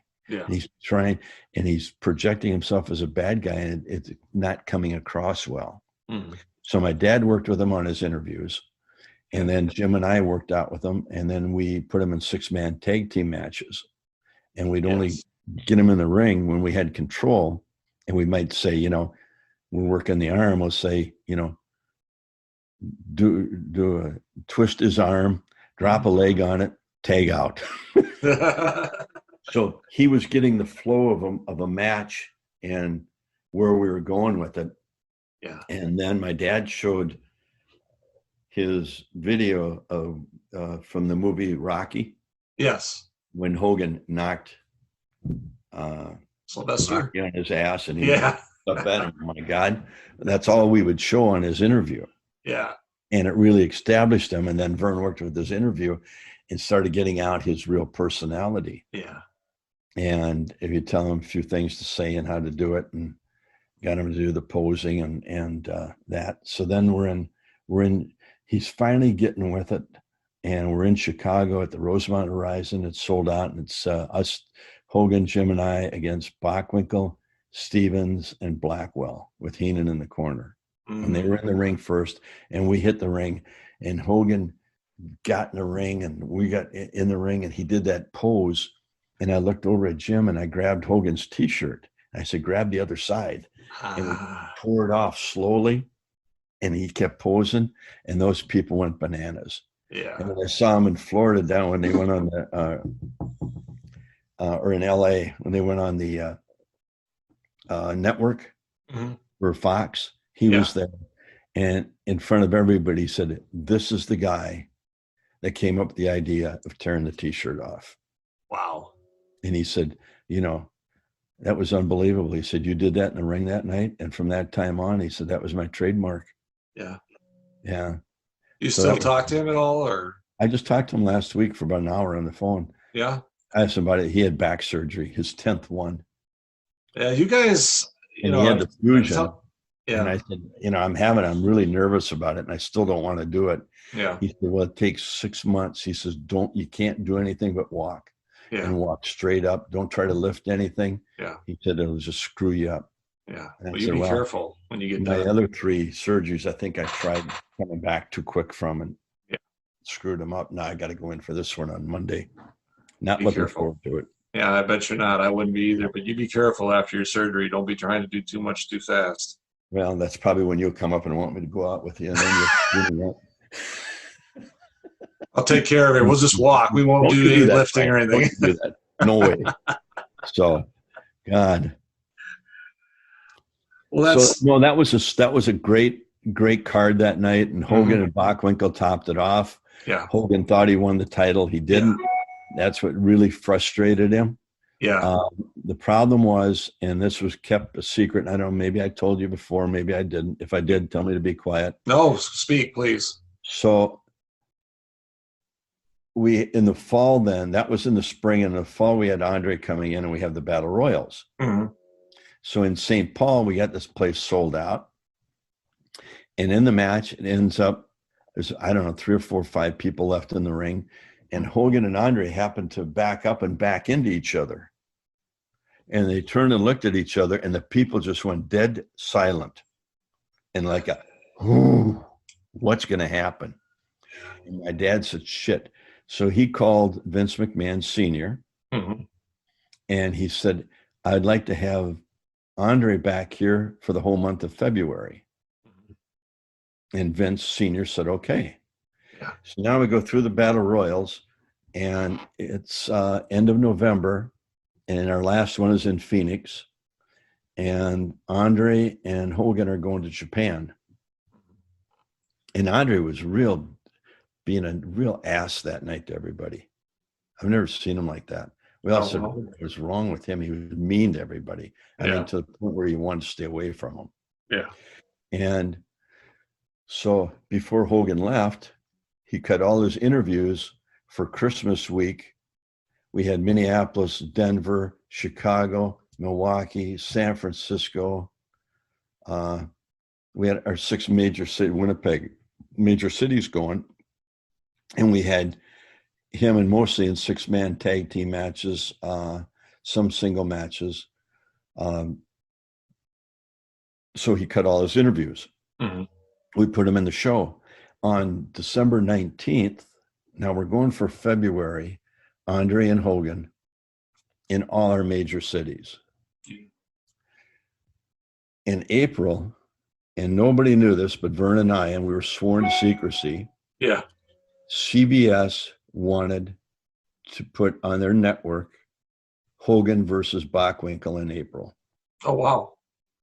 And after that, if it went well, starting in the fall, we would have 1 a month on network TV. Wow. But we couldn't tell anybody. They didn't want it out. So Hogan leaves Phoenix with Andre, and they get on the plane to go to Japan. And who's on the plane with them but Vince McMahon? Oh, Junior. Yep. Yeah. So we come back, and on December 21st, in our first big match, we ran Christmas week, Christmas to New Year's Eve. All our places are sold out ahead of time. Yeah. Hogan's done all his interviews. December 21st, we get a telegram from Tampa, Florida. Mm-hmm. My dad was good friends with Eddie Graham, and they were always playing jokes on each other. And the letter said, "Hey, this is Hulk Hogan. I'm not coming back." And my dad, that frickin' Eddie, Yeah. he threw it away. Yeah. We get to Christmas night, Minneapolis, Hogan doesn't show up. And I call him at home. He's in Minneapolis. I said, "Hey, what are you doing?" "Well, I've signed with New York." And I said, "Well, you know, that's fine that you want to do that. Yeah. But don't be like some other guys and don't fulfill your commitment and then go." Yeah. And I couldn't tell him about the CBS thing. Right. He said, "Well, Vince is going to pay me more than I'd make there." I said, "Hulk," I said, "just for business purposes, don't do that. Yeah. Fulfill your commitment. You're committed to January 1st, then go. Yeah. But don't do that. It'll give you a bad name with all the other promoters." And we didn't know what was going on with McMahon. Right. You didn't know the deal. Yeah. But he didn't show up. And then we didn't get Andre for February, and we didn't get our CBS thing because of that.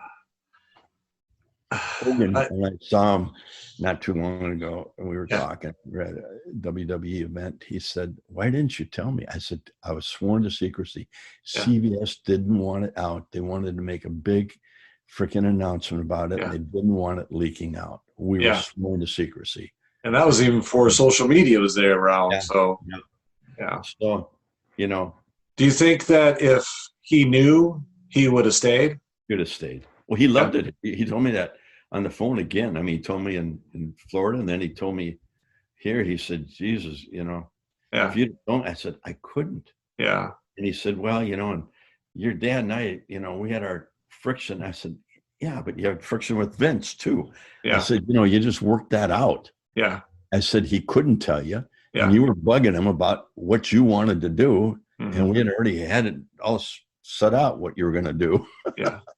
Right. You had to just trust us. I mean, you never trusted anybody, but you trusted us. And then at that one point, all of a sudden, you trust McMahon. I said, "You know what? It's what it is, and it's the way it was meant to be. So you know what? There's no hard feelings here." I mean, there is. That's good. Yeah, there is a little bit of resentment, but you know, you got to let it go. Against him, I don't. I mean, it was, you know. Yeah. I mean, I said, you know, look where you're at. I mean, you know, you did well for yourself. You did, and that's what counts. Yeah. So that's very interesting. Mm-hmm. All right, one more question, and then. Really? I know. I'm sorry. Then I hope you get. I'm going to give you Brunzell's number then. Okay, great. I love it. Yeah. So the last question. Some other guys, and the more you hook up, you'll have more people for your podcast than me. People get tired of this. No. I'm telling you, this has been great. I've really, truly enjoyed this, and I know I've looked at my numbers. I've had about 15 from the first one, and a couple of my friends have messaged me on Facebook or text message and said, "Hey, it was great. You know, he sounds great. He's, you know, you don't sound hesitant. You're always consistent with what you're saying. Even in other podcasts that I've listened to or watched, you're always consistent. You don't." And there's other guys that flip-flop and do different, you know, say different things to different people. You've always been consistent. There is no BS. There's no nothing. And I appreciate that. So, well, you don't know. There could have been a lot of BS in there. Well, you hide it well then.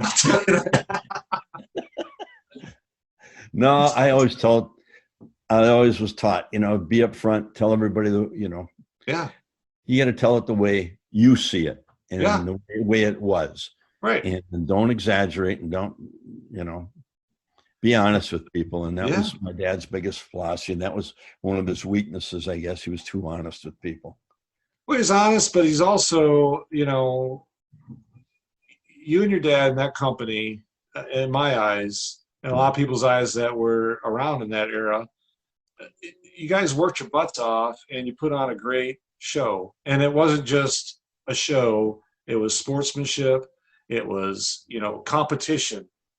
nowadays, those guys, they put on a show, they, I mean, it's okay, but it's not the same as it was. And that's why I think a lot of people It's not a are story, right. There's no storyline to it. Wrestling is like a movie. Mm-hmm. Yeah. Ray Stevens used to tell me, if you're going to throw a punch or something, throw it in slow motion. Not really, but so the people can react to it. If Right. things go too quick, they can't react to anything. Right. And that's what you see now. It's just boom, boom, boom, boom, boom, boom, boom. And the people are just sitting on their hands because they can't react to anything. And they're not really into the individual where they're living and dying by him. Right. That's what the football and baseball players say. Jesus, you guys, we go to these events and you guys are more popular than us.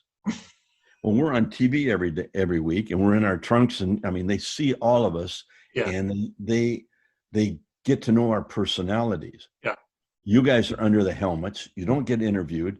The baseball players are in uniforms. The hockey players, you don't build a relationship with the audience. Mm-hmm. Yeah, where they can physically and mentally get into your personality. Yeah. Then they're either cheering for you, living and dying with you, or they hate the hell out of you.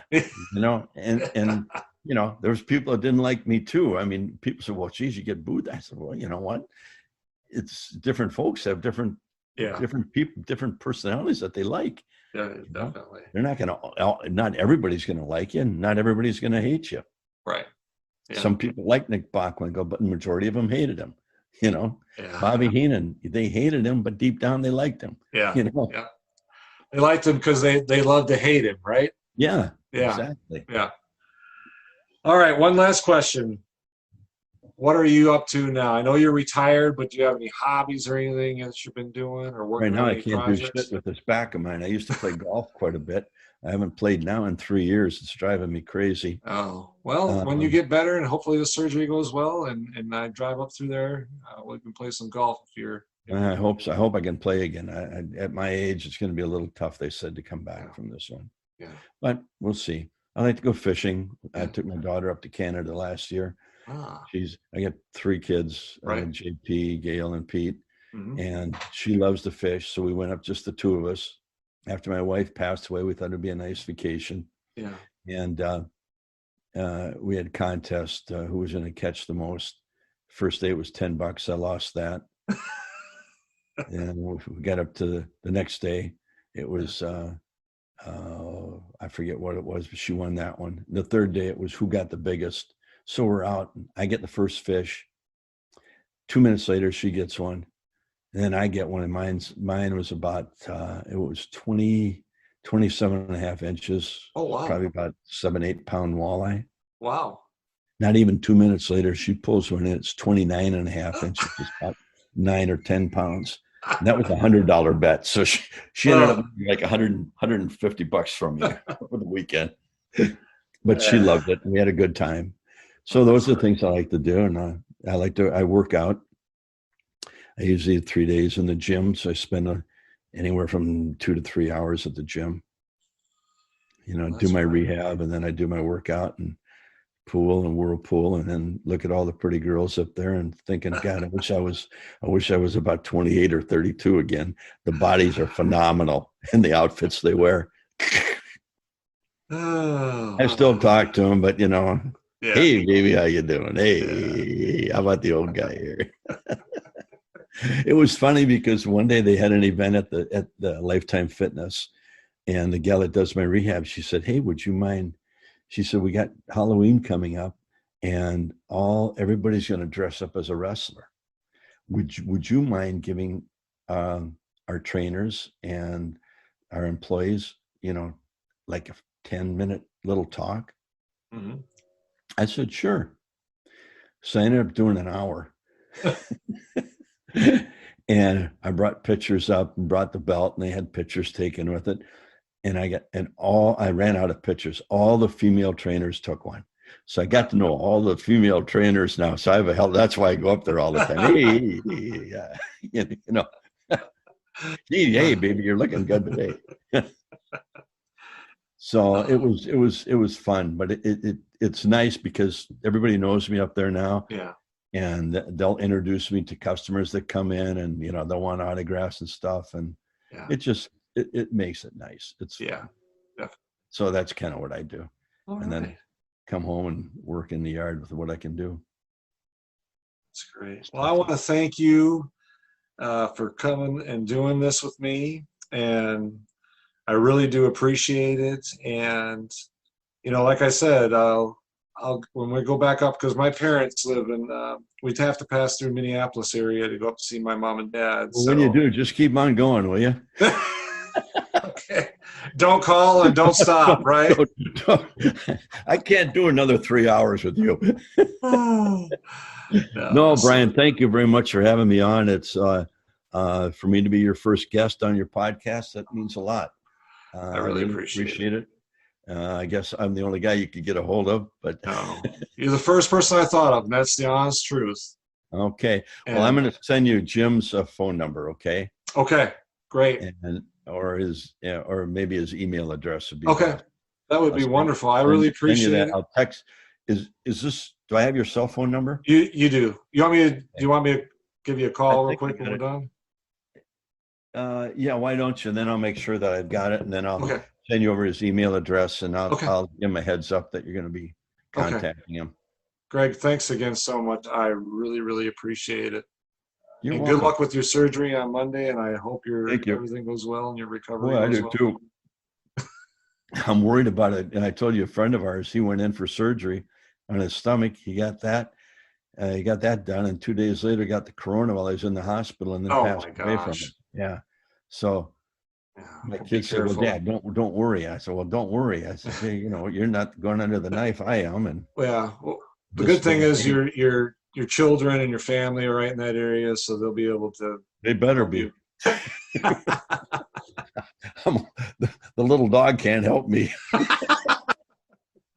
So you can just lick your face, right? Well, it's a workman's comp thing, and they were supposed to have some people come in to help me, cook some meals, because I'm gonna have to stay down in the basement, which we've got. It's finished basement, but it's all flat down there, and I can walk out to the pool and at least do my 5-minute walks 4 times a day. But I can't climb stairs or anything, and the kitchen's upstairs. Okay. So and now they're having a tough time. Now the guy from work says, "Well, we can't get anybody to come over." I said, "Well, what the hell am I going to do, man?"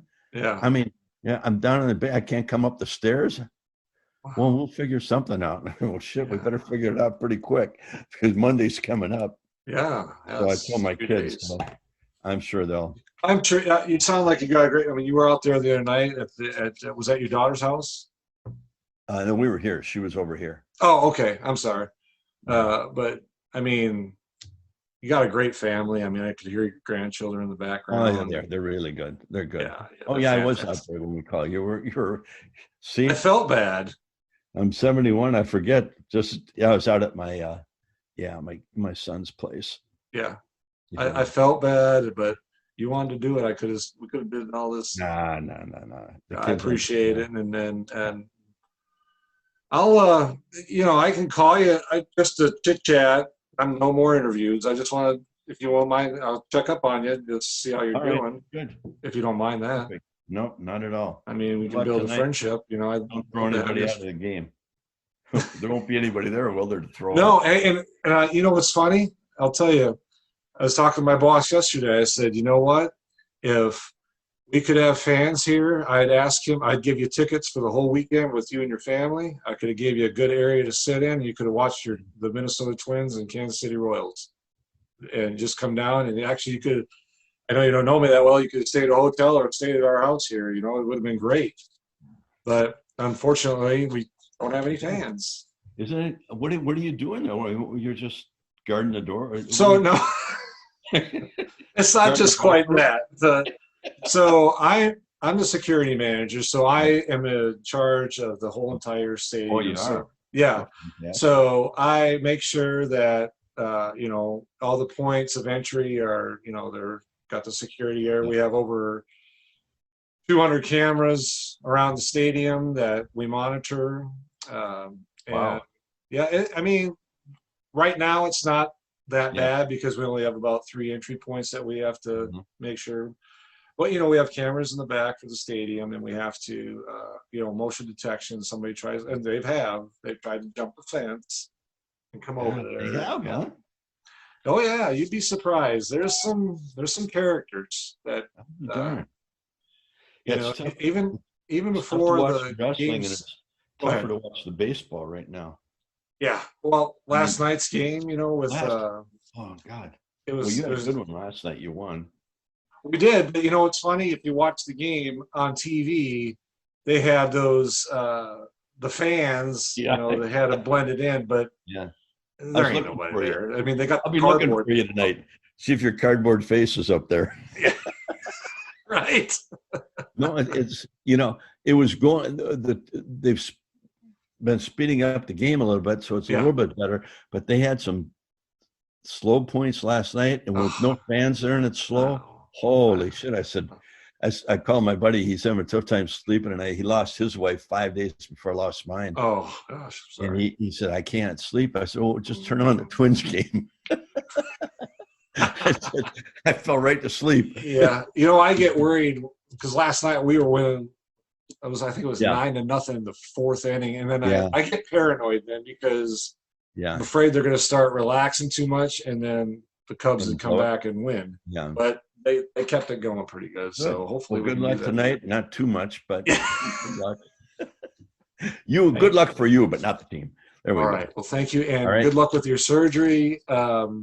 And I'll keep in touch with you. I don't want to bug you. I don't want to feel like I'm harassing you or anything. I just wanted to touch with you, make sure you're doing all right. And like I said, seriously, if we come up through there, I'll give you a call. And if you're not busy, if you want to have lunch or something, we'd love to sit down. All right. Good enough, buddy. I will send you Jim's email address, okay? And I'll tell him that you're going to email him, and you guys can hook up. Do you want me to call you, or are you just going to send it to me?